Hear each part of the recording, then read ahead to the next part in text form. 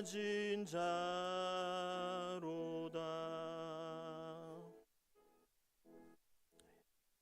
시간 다 함께 기도할 때 유아교육과 이하윤하고 우리를 대표해 기도하겠습니다.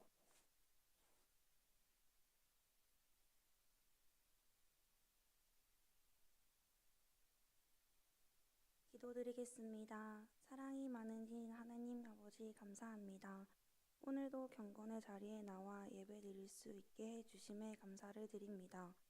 날씨가 많이 추워지고 있는 가운데 학우들의 몸과 마음을 따뜻하게 지켜주시고 언제나 주님께서 함께하여 주시옵소서.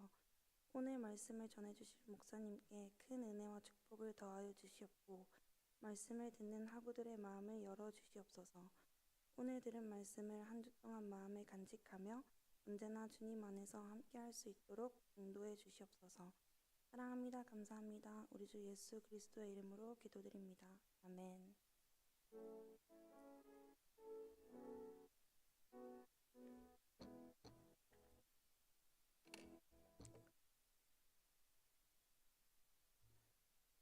하나님 말씀 함께 보겠습니다.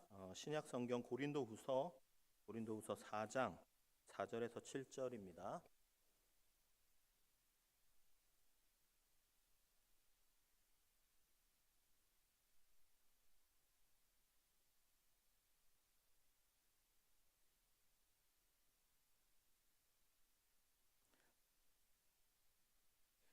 제가 한번 읽겠습니다. 그 중에 이 세상의 신이 믿지 아니하는 자들의 마음을 혼미하게 하려 하여 그리스도의 영광의 복음의 강체가 비치지 못하게 함이니 그리스도는 하나님의 형상이니라. 우리는 우리를 전파하는 것이 아니라 오직 그리스도 예수의 주 되신 것과 또 예수를 위하여 우리가 너희의 종된 것을 전파함이라. 어두운데 빛이 비치라 말씀하셨던 그 하나님께서 예수 그리스도의 얼굴에 있는 하나님의 영광을 아는 빛을 우리 마음에 비추셨느니라.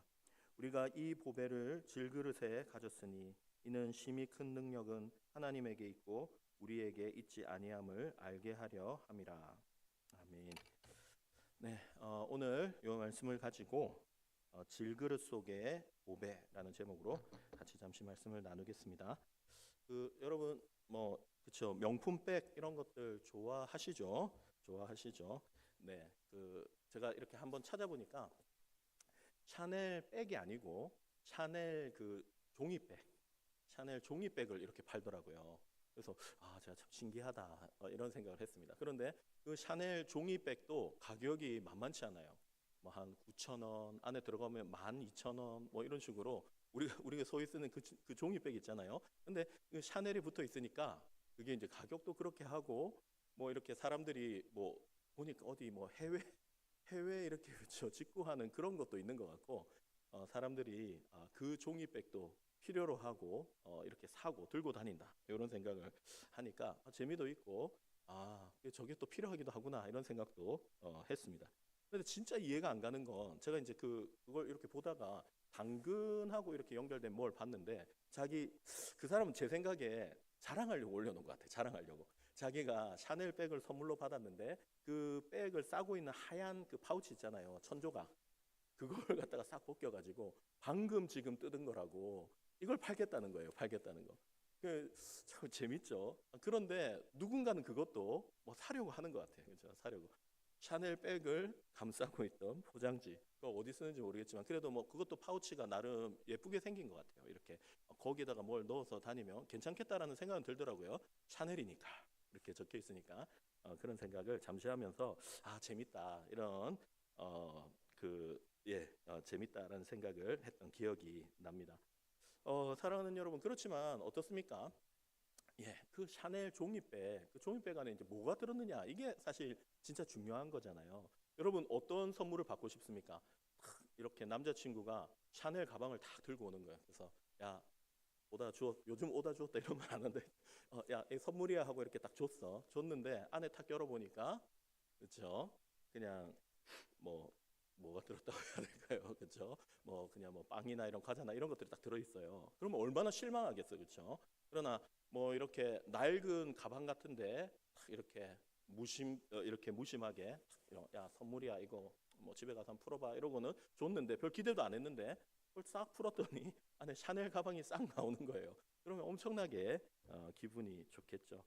사랑하는 여러분, 우리는 사실 모두 알고 있습니다. 그렇죠? 껍데기보다 우리의 알맹이, 겉모습보다 우리의 내면이 중요하다는 것을 잘 알고 있죠. 그렇지만 어떻습니까? 사람은 내면을 볼 수 있는 눈이 잘 없죠. 그리고 이 내 내면을 누군가에게 이렇게 정말로 알려주기 위해서, 내가 내 내면에 있는 진심을, 내면에 가지고 있는 귀한 것들을 누군가에게 이렇게 딱 보여주기 위해서는 시간이 많이 걸리게 됩니다. 그러다 보니까 사람들은요, 점점 이 껍데기에 관심을 가지게 되는 것 같습니다. 좋은 옷을 걸치고, 좋은 시계를 차고, 좋은 차를 타고, 그렇죠. 이렇게 화려하게 무언가를 꾸미고 있으면, 저 사람은 그 정도의 무언가를 할 수 있는 능력을 가진, 지위를 가진 사람이다, 이렇게 우리가 인식하는 경향이 있는 것 같습니다. 그러니까 사람들이 너도 나도 껍데기를 꾸미는데 너무나 많은 시간을 이렇게 쓰고 있는 것이 아닌가, 조금 안타까운 마음도 들기도 합니다. 제가, 저희 아내가 이제 저희 집에 이제 한창 저도 혼자서 이렇게 힘들고 하니까 아내가 잠시 그 옆에 해양대에 카페에서 아르바이트를 한 적이 있었습니다. 카페 알바를 하러 가가지고 이렇게 바쁜 시간에 잠시 가가지고 이제 알바를 도와주는데, 이제 그 바쁜 시간에 저희 아내도 와서 알바를 하고, 그 다음에 이제 그 해양대 학생 한 명 또 와가지고, 이제 학생 알바가 와가지고 같이 이제 전체 막 일을 했어요. 한 4명이서 바쁘게 막 일을 했습니다. 그리고는 그 이제 알바생은 먼저 가고, 수업이 있어서 먼저 가고, 이제 아내랑 거기 근무하던 여자분들 한 2분, 3명이서 같이 이제 조금 한숨 돌리면서 이야기를 하는데, 우리 아내가 좀 이해할 수 없는 이야기를 하더라는 거예요. 이제 그 옆에 계신 분이 이렇게 이야기하더래요. 있잖아, 쟤는 자가용 타고 온다는 거예요. 자가용 타고 알바하러 자가용 타고 온다는 겁니다. 그리고 시계, 옷 보면은 다 좋은 거라는 거예요. 그래서 그분이 이야기를 하는 거예요. 쟤는 인간이 됐다, 이러면서 쟤는 사실 집에서 다 이렇게 쓸 것도 주고 필요한 게 없는데, 그럼에도 불구하고 부모님한테 손 안 벌리려고 저렇게 나와가지고 알바를 한다. 인간이 됐다, 이렇게 이야기를 이렇게 하더라는 거예요. 그러면서 아이고, 맞다, 쟤 너무너무 이렇게 훤칠하고 애도 멋지고 이렇다, 이렇게 막 서로 이야기를 하는 겁니다. 근데 우리 아내가 그걸 듣고 있으니까 약간 이상하더래요. 괜히 꼬아서 생각을 한 건지는 모르겠지만 좀 이상하더래. 아니, 승용차를 타고 와가지고 좋은 옷을 입고 알바를 하면 이렇게 뭔가 의식이 있고 된 애고, 그렇죠? 집이 가난하고 힘들어가지고 부모님한테 부담을 안 지우려고 와가지고 일하면, 그렇죠? 그러면 걔는 좀 불쌍한 애인가? 저희 아내 입장에서 그런 생각이 들더랍니다. 몰라, 뭐 본인의 어떤 마음이 이렇게 투영된 건지 모르겠지만 그런 생각이 딱 들더래요. 그래서 그래, 맞다, 참 희한하다. 세상이 사람들을 평가하는 기준이 너무너무 참 이렇게 희한한 것 같아, 이러면서 둘이서 잠시 이야기를 나눴던 기억이 납니다. 여러분, 오늘 우리가 읽었던 이 성경 고린도서도요, 바울, 우리 맨날 그저 듣게 되는 바울, 정말 누구보다도 예수님을 위하여 열심히 살았던 정말 최고의 전도자, 기독교에 있어서 정말로 큰 일을 했던 인물이 바울인데요. 이 바울은요, 맨날 사람들로부터 오해를 받고, 심지어 자기가 전도해가지고 세운 그저 교회에서조차도 매번 오해를 받고 사람들의 공격을 받았던 사도가 바울이었습니다. 왜 바울이 그랬을까 생각해 보면, 바울이 없어 보였기 때문이다, 한마디로 그렇게 말할 수 있습니다. 성경을 보니까 바울은 좀 없어 보이는 사람이었어요. 바울은요, 다른 저기 그쵸 예루살렘에 있는 어떤 이 베드로, 이런 이 사도들처럼, 예수님의 제자들이 이렇게 여럿 있잖아요. 그 수제자가 베드로 아닙니까? 그런 예루살렘의 베드로처럼 뭔가 이렇게 사람이 귀티가 나고 원래 어부였는데 어쨌든 귀티가 나고 뭔가 예수님의 수제자 같은 뭔가가 풍기고, 예루살렘에서부터 사람들이 확 따르고, 실제로 그랬답니다. 바울이 중간에 그런 이야기도 하거든요. 나도 다른 사도들처럼 아내와 여러 수종들 사람들을 데리고 내가 사역을 할 그런 권리가 없는 줄 아느냐, 이러면서 바울이 이렇게 약간 좀 그런 이야기를 한 적이 있습니다. 그러니까 다른 사도들은 그렇게 다녔다는 거예요. 베드로 사도가 간다 이러면은 쫙 사람들이 좀 따라다니고, 그렇죠? 가서도 뭔가 좀 있어 보였다는 거예요. 근데 바울은요, 그렇지 못했죠. 바울은요, 항상 보면 힘들게 복음을 전하러 다녔습니다. 그 교회에 있는 사람들에게 이렇게 뭔가 부담을 주지 않기 위해서 자기 스스로 일하면서 살았어요. 목사님이 그렇게 하는 거예요. 그렇죠? 주일하고 예배 때는 뭐 이렇게 와서 말씀 전하고 하는데 성도들한테 짐을 치우기가 힘드니까, 교회가 어려우니까 가가지고 평일에는 오토바이 타고 배달을 하고 있는 거예요. 그럼 이제 그걸 딱 보면 어떻습니까? 우리도 어떤 생각이 듭니까? 목사님이 무슨 저런 일을, 이 생각 딱 들 거 아니에요. 목사님 뭐 한다고 저렇게, 부끄럽다. 우리 목사님이 평일에는 오토바이 타고 배달한단다. 여러분, 이제 부끄러운 마음이 이렇게 사람이 들잖아요. 그것처럼 그때 당시 사람들도 똑같았다는 겁니다. 바울이요, 나가지고 막 일하고 텐트 깁고 뭐 이렇게 장사하면서 얼마입니다 이러면서, 우리 잘 만듭니다 이러면서 이렇게 하고 있으면 그게 너무 없어 보였던 거예요. 없어 보이는 겁니다. 그러니까 그게 어떻게 해요? 바울이라는 사람 자체를, 그렇죠, 그 껍데기를 가지고 바울을 평가했던 거죠. 뭐 이렇게 전승에 따르면 바울이 좀 매부리코에 몸도 좀 왜소하고 머리도 이렇게 좀 벗겨지고 뭐 이랬다라고 이야기하면, 뭐 정확하진 않지만 사진을 찍어 놓은 게 아니니까요, 그랬다라고 이야기들을 합니다. 그래서 성경에도 보면 바울이 글을 써가지고 우리에게 편지를 보낼 때는 글이 참 수려하고 좋은데 막상 딱 와서 보면 은혜가 안 된다, 이런 사람들이 엄청 많았어요. 바울이 말하는 것도 영 본때가 안 나고 생긴 것도 앞에 서 있는데 내가 별로 볼만하지 못하고 이러면서 사람들이 그런 이야기를 많이 했다. 그게 그 내용입니다. 글에는 능하지만 그가 와서 말을 할 때는 그렇지 못하다는 거예요. 이때 당시 사람들은요, 웅변가들을 아주 이렇게 높이 쳐줬습니다. 아주 이렇게 수려한 말을 가지고 수사학을 사용해서 이렇게 멋지게 웅변하듯이 이야기하는 사람들은요, 사람들이 몰려들어서 그 이야기를 들었고요, 그 사람들을 아주 존중했습니다. 하지만 바울은요, 보니까 그렇지 못했던 것 같습니다. 그러니까 사람들이요, 이야기를 하는 겁니다. 누구보다도 헌신적으로, 누구보다도 그 교회를 위해서 수고했던 자신들의 스승인데 그 사람들이 어떻게 생각한다고요? 바울이 조금만 지나가고 다른 사람들이 와서 들쑤시면서, 야, 바울 그거 별거 아니야, 니네가 몰라서 그래, 니네는 바울밖에 못 봤기 때문에 바울이 대단한 사람인 줄 알지, 사실 저기 밑에 예루살렘에 내려가면 바울의 바자도 몰라, 이러면서 사람들이 막 이제 이야기를 하는 거예요. 얼마나 속이 상할까, 그렇죠? 그러나 여러분, 어떻습니까? 바울은요, 그와 같은 상황 가운데서도 본인이, 그렇죠, 본인이 어떠한 존재인지에 대한 확실한 이 믿음, 확신을 가지고 있었다라는 것을 오늘 성경을 통해서 볼 수 있습니다. 이 고린도 전후서가 그런 내용이라고 제가 쭉 앞에서도 말씀을 드렸잖아요, 그렇죠? 바울이 정말로 1년 6개월이나 애를 쓰고 교회를 위해서 수고해서 세운 정말 교회인데, 이 교회가요, 바울에 대해서 정말 이렇게 여러 가지 의문을 품고 바울이 하는 말들에 대해서 이렇게 제대로 잘 듣지 않고 이렇게 했던 교회, 말썽을 부렸던 교회가 바로 고린도 교회입니다. 그런 교회를 향해서 바울이 모든 것을 알면서 다시 한 번 더 이야기하는 것이죠. 그래, 니네가 볼 때 내 모습이 질그릇처럼 보일 수 있다는 겁니다. 질그릇처럼 보일 수 있다는 겁니다. 내 모습이 너무너무 형편없고 부족해 보일 수 있다는 것입니다. 하지만 본인이 확신하면서 오늘 또 그들에게 이야기하는 거 무엇입니까? 내 안에 누가 있다고요? 내 안에 너가 있는 게 아니고 내 안에 그리스도가 있다는 것입니다. 내 안에, 비록 겉으로 보는 내 모습은 초라해 보일지 모르지만 내 안에는 천지를 만드신 하나님, 그분이 빛이 있으라 하니까 빛이 있었는데 그 빛의 광채가 예수님의 얼굴에 나타났는데, 그렇죠, 하나님의 영광의 광채를 가지신 그 예수님께서 누구 안에 또 계신다고요? 내 안에 계신다.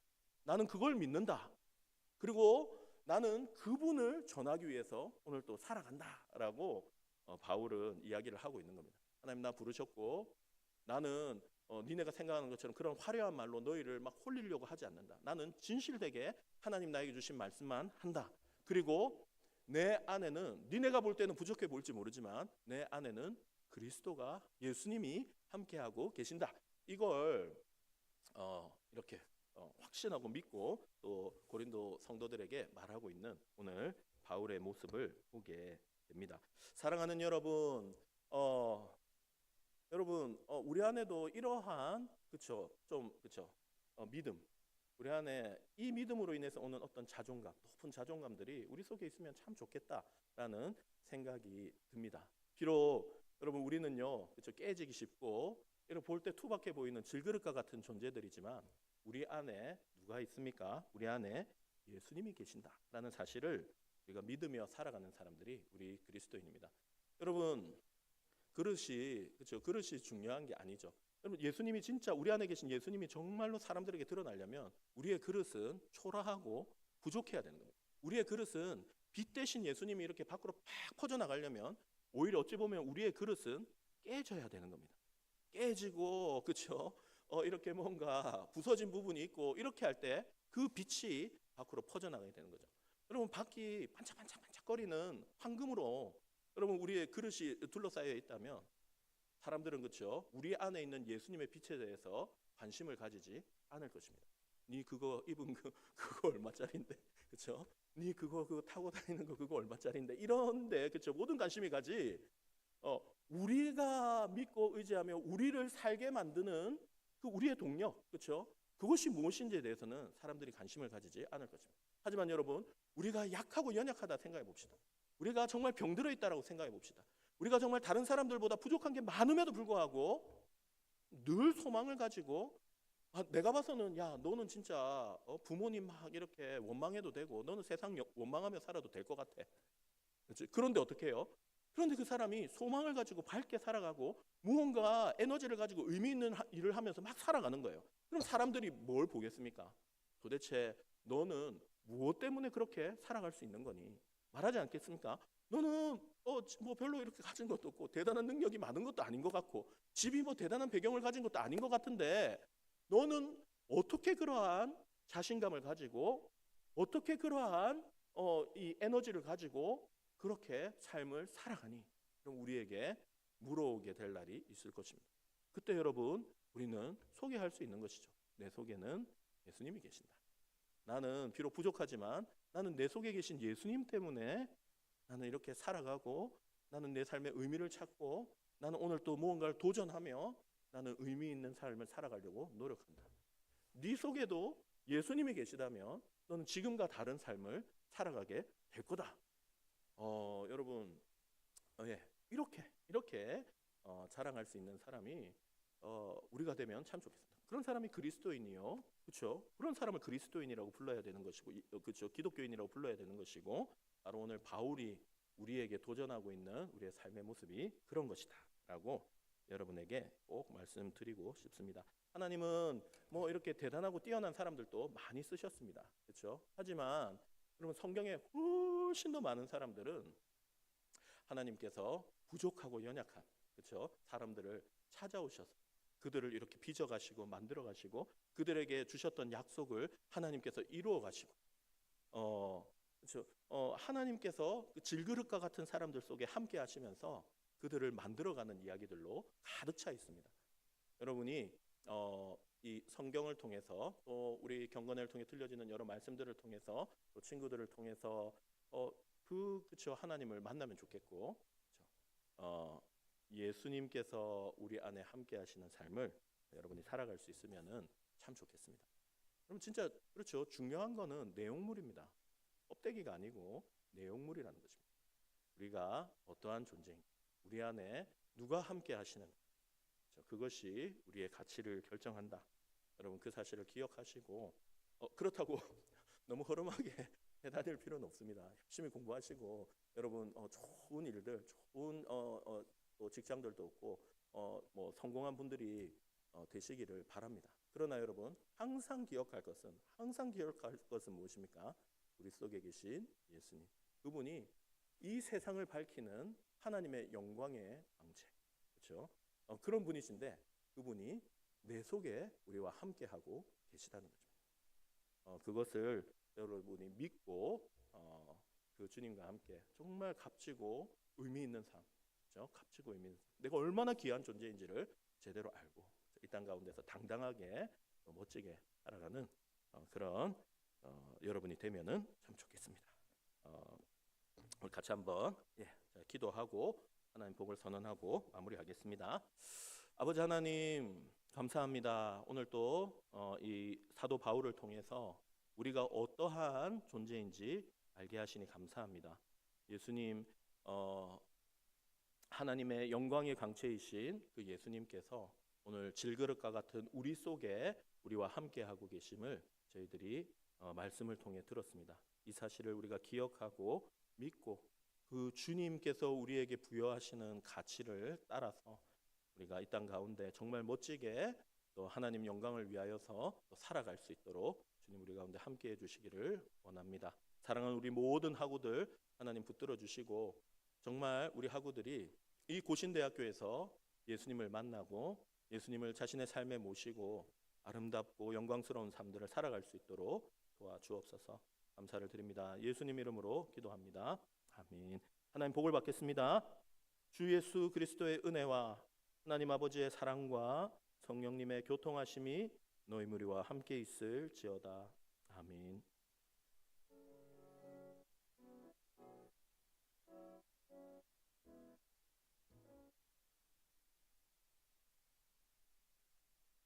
네, 오늘 조금 특별한 시간이 준비되어 있는데요. 이제 구제경건의 광고는 더 안 해도 되겠죠. 다음 주에 다시 한 번 더 이렇게 포스터를 하나 만들어서 안내를 하겠습니다. 오늘은 우리 그 내년 학생회 이렇게 후보로 나온 우리 학우들이 있습니다. 우리 학우들이 잠시 인사를 하도록 하겠습니다.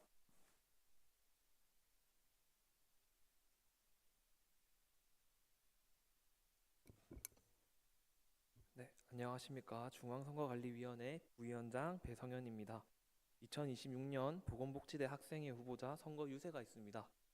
선거 유세 전 광고 하나가 있는데 11월 18일 화요일 18시에 손양홀인 4401에서 보건복지대 공청회가 있고 11월 20일 목요일에 온라인 투표가 있으니 많은 참여와 관심 부탁드립니다. 추가로 투표를 참여하기 위해서는 학생 웹 서비스에서 개인정보 동의를 하셔야 투표가 가능하니까 학생 웹 서비스에서 개인정보 동의를 해주셨으면 감사하겠습니다. 그러면 보건복지대 후보자들 선거 유세 하겠습니다. 올라와 주시면 됩니다.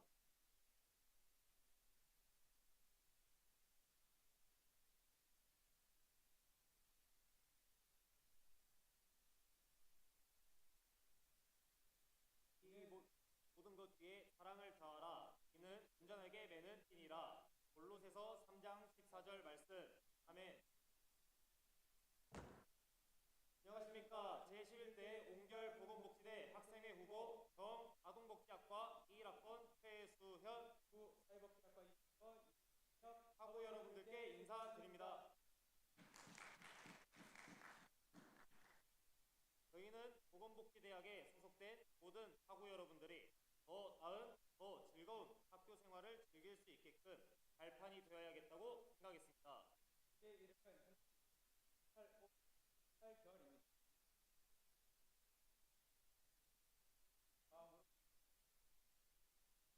가며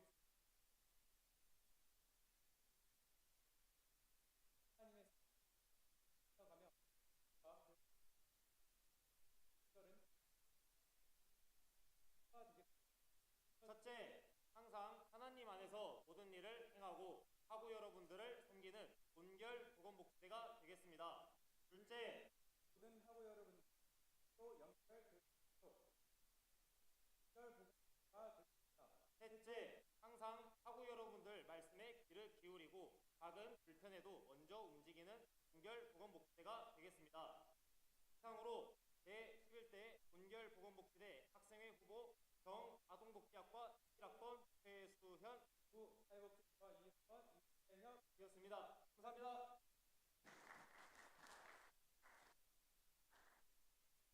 네, 여러분 수고하셨습니다. 평안히 돌아가세요.